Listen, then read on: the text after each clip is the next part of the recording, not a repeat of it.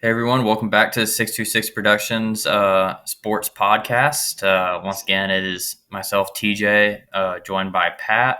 Pat, we weren't able to get last week in, but lots of good football over the last 2 weeks, especially last weekend. Kind of last year, we talked about feels like 2007. This year, do we have 2007 again? Lots of ranked teams losing last week, lots of upsets. We'll just dive right into who impressed. Obviously, we know the teams that lost, but who looked good in those games, Pat?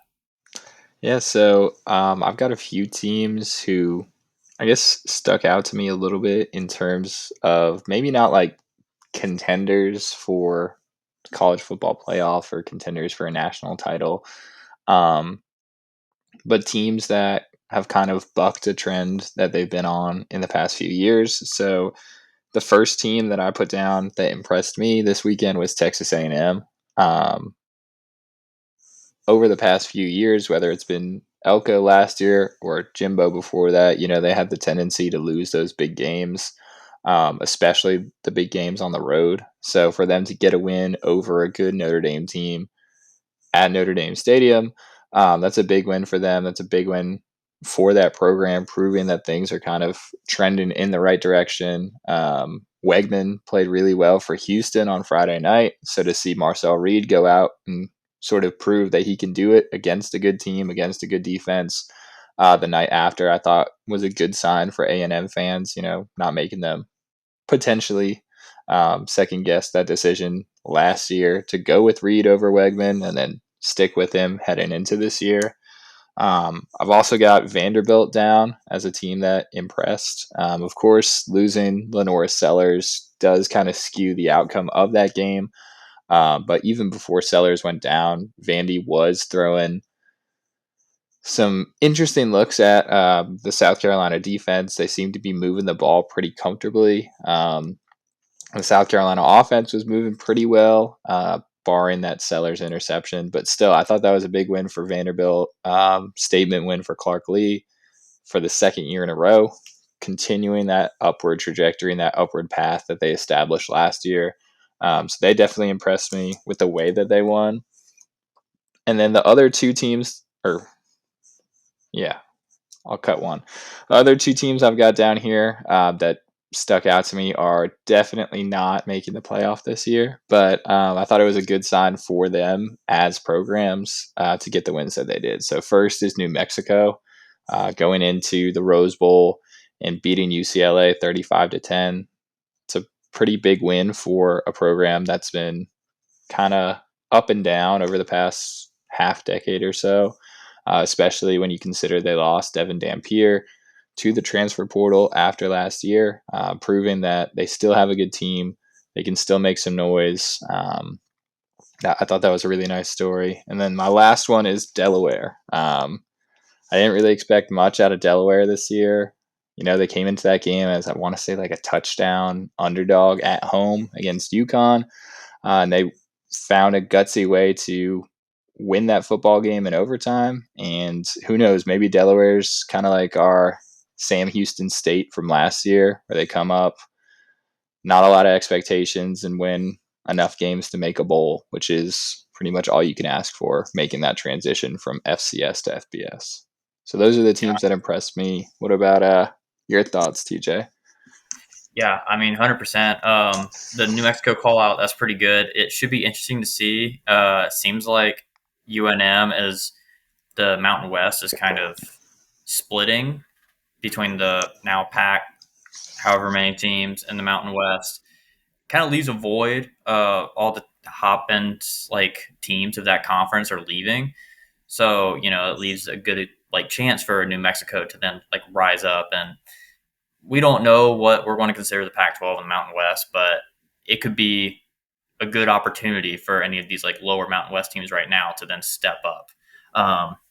Should be interesting to note though, year one under Coach Eck. Uh, we'll see kind of where everyone falls into place. Bronco Mendenhall left last year for Utah State, kind of preparing for the Pac-12 move. So it should be interesting to see if New Mexico can keep a head coach in Albuquerque this year. But yeah, I'm along the same lines with you. Vanderbilt is my number one team. That's the quickest one I wrote down. Um, they just look good. Diego Pavia has Nashville buzzing. They do a lot of good things on offense. Defense is able to do what they need to do. South Carolina's offense went down opening drive for them, scored pretty quickly, and that was it. That's all they scored. Obviously, Lenore Sellers, as you mentioned, goes out earlier in the game. Uh, I don't know if that had an impact on the outcome of the game, maybe one or two touchdowns, but Vanderbilt still put up a good number of points on a South Carolina defense that we thought was stronger than that going into this week. Very clearly not. Their wins against South Carolina State and Virginia Tech. Virginia Tech just lost in blowout fashion to Old Dominion. Yeah. Brent Pry was the first to go. And we had another coach firing this weekend as well. And it's escaping me. But Virginia Tech was the first team And to Deshaun Foster at UCLA. UCLA. Yes, we were just talking about New Mexico. So Old Dominion and New Mexico coach killers in 2025. Obviously, the portal opens up for those two teams. Should be interesting to see if any of those players leave and then find themselves on a roster this fall. My second team that impressed this week, Miami. They played a good South Florida team, the best game in the CW history. And Miami never allowed South Florida to get momentum. The game was very much out of hand for South Florida quickly, which is exactly what Miami needed to do. South Florida, they have some good weapons. We've seen that the last couple of weeks. Boise State, they did not play in the same stadium with. Florida, they took care of business on that last drive. So not a bad South Florida team. Miami did what they needed to do, took them out of the game early, and just kind of kept pace the rest of the way. So that was a good win for Miami and really kind of impressive. I thought it would be a little bit closer, but still expected them to win. And then I have a dual pick for one pick. Tennessee and Georgia. I Okay. thought both teams looked very good. That was a very good game, very entertaining game. If I'm both programs, I know obviously it hurts for Tennessee. They coulda, shoulda won in regulation. Just brutal push on that kick.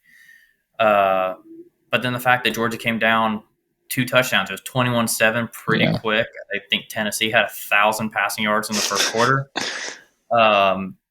Everyone's like, Rocky Top's going to roll here. Georgia came back. They found a way. They got it done in overtime. So lots of positives for both teams. Tennessee can say, hey, we just made one kick, we would have won. Georgia, hey, we came down 2 touchdowns, fought back, won on the road in overtime. So positive things for both teams. Obviously, someone's got to win. So slight edge to the Dogs. Good news all the way around for everyone else. Same vibe, different context. We're going to buy and sell stock again this week. And I'm going to start off by having redundancy just to get it. It's my number 2 pick, but I might as well get it out of the way. I am buying Vanderbilt stock. They look very impressive.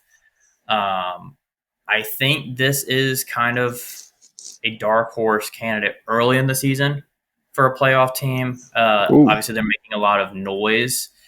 So it's not a case of, a TCU who's quietly like playing good football or an Auburn who's quietly playing good football. People know about Vanderbilt. The South Carolina win helps put that on people's radar now. Lots of games coming up on the schedule still. They have Bama, I do believe, in Tuscaloosa this year, which will not be easy, especially since that game has been circled since the Sunday after they played. But yeah, I think Vanderbilt has a great chance to make noise. And if they don't make the playoff, which still not the highest percentage, they still have a great chance of making a good bowl game. For sure. Next team I'm buying stock on, Texas Tech. I was very hesitant going into the year. I think I did have them as my last team into the playoff, but they got so much talk. I was like, I don't know. I just put them into the playoff just on that talk alone. I didn't believe my pick. A couple weeks now have passed. I think they look pretty good. I'm buying this before the Utah game. We will see what happens this weekend. Kind of like a preemptive buy, expecting something to happen this weekend. But, they've looked better than I thought they would this year at this point. Um, so I got to put them on my list. I got to give the Red Raiders a little bit of credit. And then finally, my third buy. Again, a little bit of a preemptive buy, but still going off of last week. I'm going to go with Tulane. Tulane went into Wally Wade and got the win. Honestly, Duke played their best 5 minutes of football when they realized the game was over and they'd Hmm. already lost. But Tulane got it done. They looked really good for 55 minutes. The last 5 minutes could have been a little bit better, but nonetheless, they got the job done. They have a big game this weekend. They're going to Vaught Hemingway Stadium to play Ole Miss. I don't really think they get this done. However, if they can knock off the Rebels, I think that then the conversation goes from USF just needs to win out and they're in to Tulane's kind of in that driver's seat. Now, that being said, if both teams win out, they're going to face each other in the American, and that will be a Hmm. de facto playoff game. But Tulane can really make some noise here if they can pull it off in Oxford this weekend. So, Pat, what? I guess you're high on Tulane. Who else are we buying? Yeah, I was gonna say Tulane, so you beat me to that one. Hats off to you there. Another team that I'm, I guess, doubling down on in terms of buying is a team that I picked the first time we did this, and that is Oklahoma. I bought Oklahoma stock before the Michigan game, before we kind of knew what John Mateer was going to look like against a solid defense or, a pretty competitive power defense.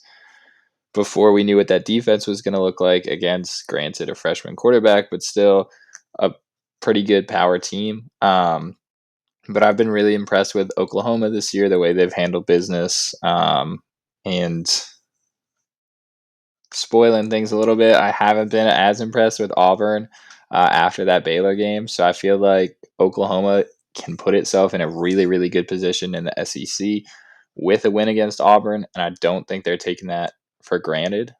Also, they're playing their former quarterback who decided to leave them and go to Auburn after he got kind of benched last year. So I think there's a little bit on the line here for OU and for Venables as a coach. So I'm buying Oklahoma stock once again. And then the other team that I'm going to buy stock on, this could blow up in my face, but I'm putting my faith in Eli and Mizzou.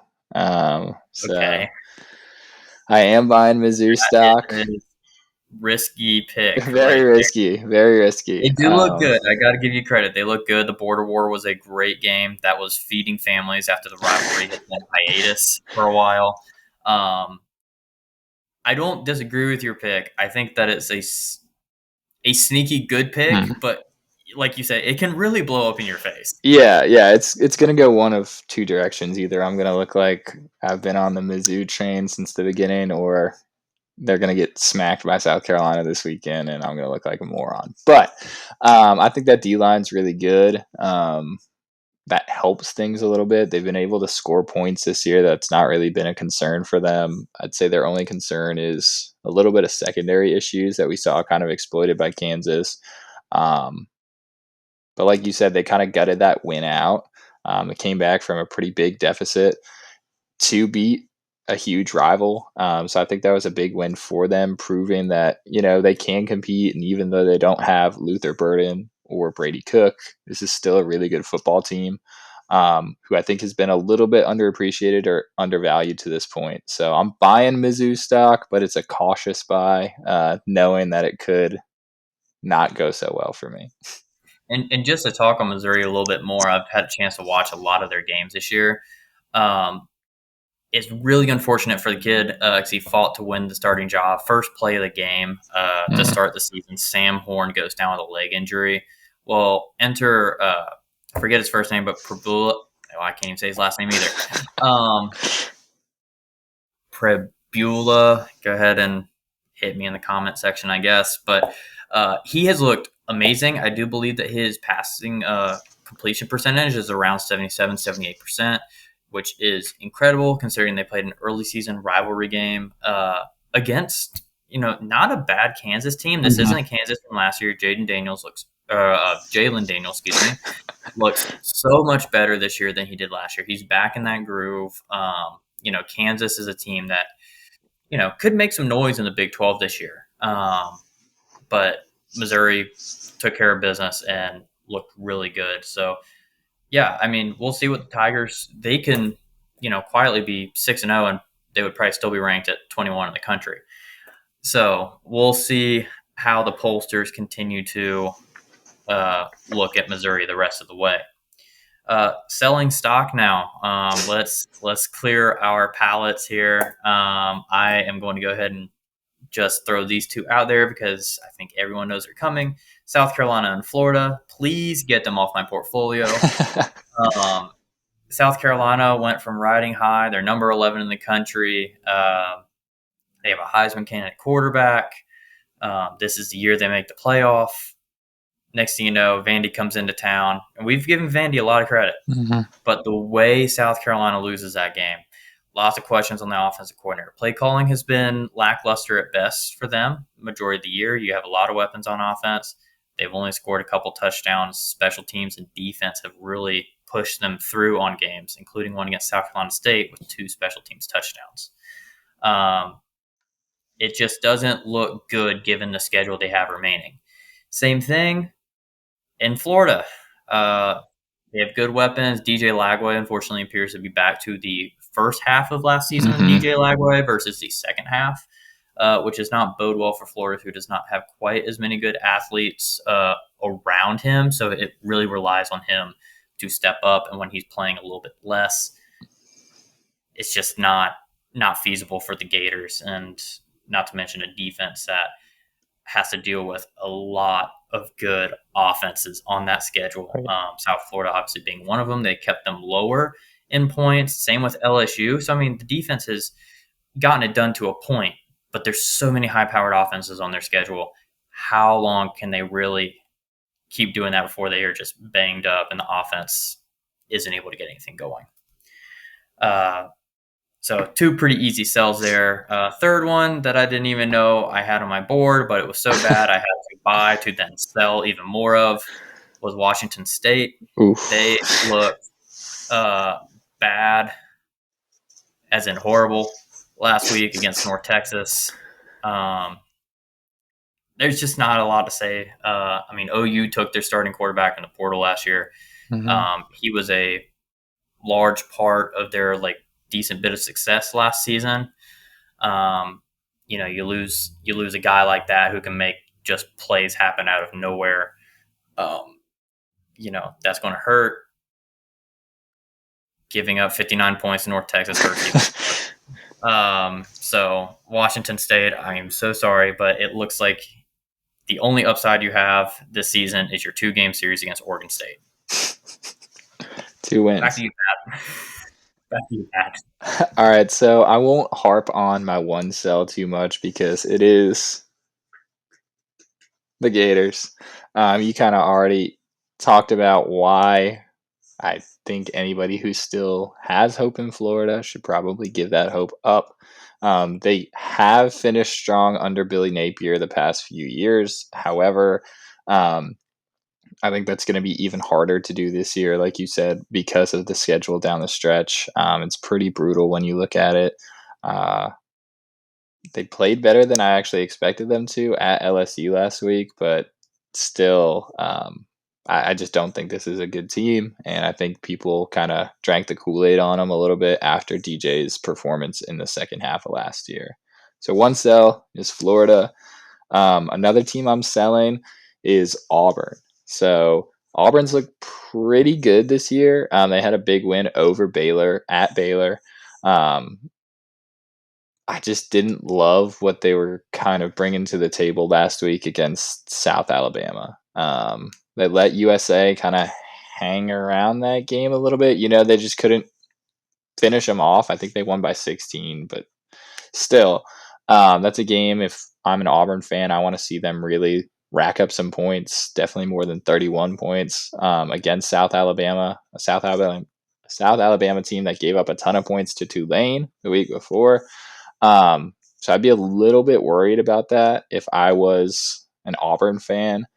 And then another team that I don't know, I'm not really 100% sure I'm all in on them at this moment based on the way they've played is going to be Ole Miss for me. They didn't play super great against Kentucky.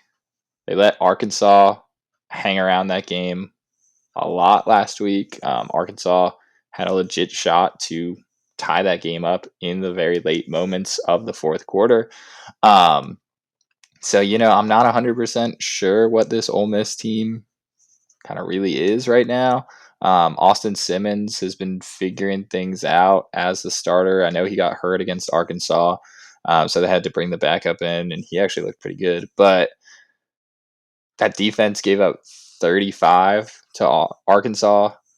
Granted, Taylor Green's very good. We knew that. But I don't know. I don't think a lot of people have a high expectation level for Arkansas this year. I mean, I think like I mean, 6-6, 7-5 is probably where they're going to fall into.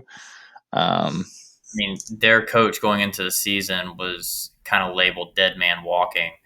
Billy Napier has since joined him, but having going into the year, and Arkansas is the only SEC program that has their coach kind of labeled like that, kind of says a lot. But I almost feel like he's coached his way out of that so far. There's a lot of yeah. season left. But very interesting. Going one of my buys, you are selling their opponent, so we will see We'll who see. is a smart man in that one. Um, Before we go into predictions, we're going to pick a few games here at the end.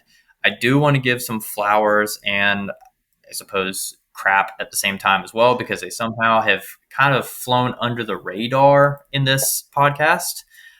Georgia Tech and Clemson. Georgia Yeah. Tech, uh, that program looks like they're going in the right direction right now. Clemson cannot say the same. Their lone win was a rough game against Troy, obviously going to Bobby Dodd. Georgia Tech seems to get one of those games, every year, every 2 years. But kind of not like this. This one feels a little bit different. Georgia Tech, the whole season has kind of like been building up. So it should be interesting to see kind of what they end up with, because now that it does truly appear Clemson's taking a step back, Mhm. is it Florida State's conference again? Is Georgia Tech going to be right there to take it? Duke, we all thought. North Carolina, they'd be a little bit better. They are not. NC State, they are a fraud to themselves. We're trying to figure that one out too. So the ACC is probably the most fun conference to watch, but that's just a game I thought deserved a quick talking point. Yeah, Given it, and I think it was a 55-yard field goal. I mean, it that's was. Yeah, that was a that's a boot. tough walk off. So, got to give some flowers to the kid. Tennessee is on high alert for him. All right, let's hop into our picks. Game one, we have number 16 Utah hosting 17 Texas Tech, a team that we have talked about plenty. Utah, not as much. The transfer quarterback Devin Dampier from the Lobos last season. Who do you like in Salt Lake? This is a tough one because I think Rice Eccles is always a brutal place to play as an opponent. I think that always plays into things a little bit, but Texas Tech was my preseason pick to win the Big 12 and to make the college football playoff. So my guns are up, and I'm going with the Red Raiders in this one. Yeah, I like that, and it's funny. Me being on the West Coast, I don't have the East Coast bias for not watching Utah. However, I'm not watching Utah. I am now getting highlights though of Devin Dampier, and he is pulling some like Big 12 style Johnny football plays, which is unfortunately not getting talked about enough. I think it's just kind of a program fatigue where Utah isn't the top team in the country every single year. They're a good team. They had a down year last year. They appear to be back. They're playing really good offensively, just not getting the attention they deserve. This game, the winner of it will get that attention now going forward. For sure. But I think the Red Raiders are going to go into Salt Lake and take it. The Utes just they need a little bit more time. Uh, Second game on the docket. This would not be on it if it was not for ESPN, and that's why it is so low on our list. Florida at number 4, Miami. How did we get here and why? Pat, who do you like? I think this is a pretty easy one, based on both of us selling Florida and talking about how difficult that schedule is, our concerns about their offense. Um, I'm going with the U, especially with the way they beat South Florida last week. I think this one could get ugly quick, and I think Miami takes care of it pretty easily. Yeah, I agree. Not a lot to say on it. Miami, good. Florida, bad. Next game, Auburn, Oklahoma, two teams that we have also talked a little bit about. OU, not quite as much. Auburn has gotten a little bit more of the all around talk. Um, who do we like here? This is kind of an intriguing matchup. Really a proving game for both teams. Yeah, I think it's going to be a really interesting matchup. I don't think it's going to be a game where either team really can set itself apart greatly from the other. I think they both fall into that class of like fringy SEC teams where we thought they'd be pretty good coming into the year, but we weren't sure if it would be playoff good. And I think both of them have a legitimate chance to play themselves into like the we are playoff contenders tier with a win in this game. I think the fact that it's pretty sure it's in Norman, it's It's in in Norman. Norman helps. I've bought Oklahoma stock on both of these podcasts, so I guess I'm a big Sooner guy this year. I don't know, but I think John Mateer and that revamped offense are a little bit too much. I think Jackson Arnold might have a little too much that he's trying to prove going back to Oklahoma, and I think Oklahoma wins a close one. Okay. I like that pick. I am same boat. Oklahoma. The Sooners this year appear to be kind of Sooners of years past, and by years past, I mean Bob Stoops, Lincoln Riley era. John Mateer was such a great get in the portal last year for them. He has really brought back the old school Oklahoma vibe to offense, I guess you could say. For sure. Um, while defense also under Brett Venables is starting to have that more SEC appearance to it. And it helps this game is in Norman as a tough place to go in and play. Auburn, I am not just fully sold on. They are much better this year than I anticipated them being by far. I want that to be said.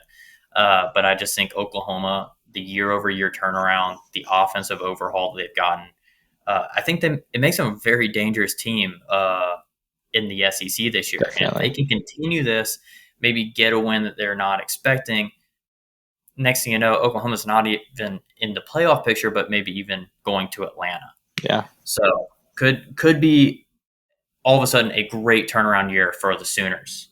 Uh, Now, our final pick of the week, our 626 Productions game of the week. Uh, and in my opinion, this should have been the national game of the week, but that is why it is our game of the week. Number 9, Illinois goes to Bloomington, Indiana, taking on the number 19 team in the country. Coach Sig getting not as much talk this year. Indiana obviously lost a lot of players last year to graduation, portal, what have you. This is a team that made the playoff, and of the round one games, ended up being one of the closer games. Yeah. Lots of blowouts in that first round. They went to South Bend, ended up putting up a pretty good performance. Now this year they are very number 19 and a quiet 19 at that. Illinois going off of their bowl win last year, momentum, top 10 team in the country. The stage is set. Who do you like, Pat? This is another tough one. I feel like this one and Auburn OU game are kind of similar in the fact that these are both teams that maybe are getting slept on a little bit in the Big Ten because you've got teams like Ohio State, Penn State, Oregon that are getting a majority of the national media buzz.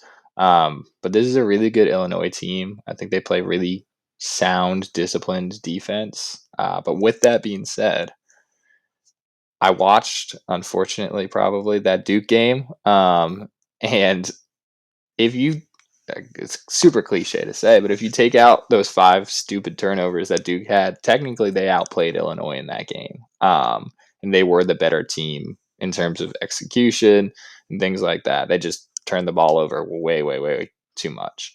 Um, I think Fernando Mendoza has been really good so far at IU. He's a potential upgrade over Curtis Rourke since he's transferred from Cal. And I don't know. I just like the vibe that Indiana's got this year. They're flying under the radar a little bit. And I think they can get Illinois out of their comfort zone, maybe. Illinois likes to play that slowed down, smash mouth football where Indiana's a little bit more high tempo. But we saw in that Notre Dame game, it's not necessarily going to totally take them out of the game if they have to slow it down a little bit and play a little bit more physical. So I think Coach Sig gets a big win here, and the Hoosiers come out on top. All right, there you have it. That is our first split of the predictions Oh, this okay. Um, I have similar thoughts. Literally, until you were talking, I did not have a pick made. I circled it just then as we were going through it. I think it's a case of, is Indiana going to be able to open it up Hmm. throughout the whole game? They need to keep Illinois off balance. They need to be able to spread the field. And then also on the defensive side of the ball for Indiana, they need to be able to keep Illinois in front of them. Obviously, Illinois is going to run that lone back, that I formation. They're going to really just like bulldoze down the field. If Indiana can keep them in front and be able to manage the physicality of Illinois, I really like Indiana's chances. However, Illinois is very good at what they do. Definitely. I just don't think they're going to be able to uh, get thrown off of their game Hmm. the same way that Indiana might. I just think Illinois' consistency, the gameplay, Coach Blima has plenty of experience, um, maintaining a game, knowing how to manage the emotions of everything. I think that Illinois is going to be able to keep on to their game plan more than Indiana and Coach Sig can. So I like the Fighting Illini here. I think it's going to be a really good game. I don't think it's going to be a scenario where either team really pulls away. I think it's Oh, pretty 100%. pretty tight in terms of the way they match up. And like you were talking about, I think it's going to be interesting to see the contrasting styles. So I think we'll have a good one in Bloomington. It's a shame that game day decided to go to Coral Gables for whatever reason instead of either Utah or Indiana. Yes. But hopefully, fingers crossed, we get a good weekend of college football regardless. Oh, it's always a good weekend in college football, especially in this NIL era. It appears to just be chaos every single week. Definitely. Hopefully, we can continue to, enjoy these matchups. I'm a little worried going forward that these matchups will get cut out, so we have to enjoy the non-conference matchups as we get them early in the season. So we'll see how we do. We'll be back next week, buying and selling the same teams more than likely.